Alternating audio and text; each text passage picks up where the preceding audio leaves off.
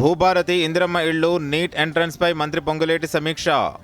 ఈ నెల 5 నుంచి 20 వరకు 28 మండలాల్లో భూభారతి ఇందిరమ్మ ఇళ్ల లబ్ధిదారుల ఎంపికను వేగవంతం చేయాలని కలెక్టర్లకు ఆదేశం.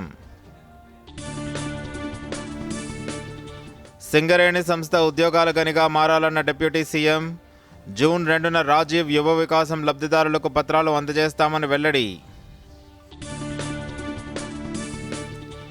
ఏపీకి గతంలో కంటే 10 రెట్లు అధిక నిధులు కేటాయించామన్న ప్రధాని. రానున్న రోజుల్లో ఏఐఐటీకి ఏపీ గమ్యస్థానంగా మారుతుందని అమరావతి సభలో వెల్లడి. కులగణనలో తెలంగాణ నమూనానే అనుసరించాలని సిడబ్ల్యూసీ తీర్మానం. ఉగ్రదాడి నేపథ్యంలో పాకిస్తాన్పై చర్యలు తీసుకోవాలని ప్రభుత్వానికి డిమాండ్. ముంబై వేదికగా అట్టహాసంగా జరుగుతున్న వేవ్స్ సదస్సు. వేవ్స్ డిక్లరేషన్ ఆమోదం. నూతన టెక్నాలజీని బాధ్యతాయుతంగా వినియోగించుకోవాలని పిలుపు. ఐపీఎల్లో సన్ రైజర్స్ హైదరాబాద్కు మరో పరాజయం. గుజరాత్ టైటన్స్ చేతిలో 38 పరుగుల తేడాతో ఓటమి.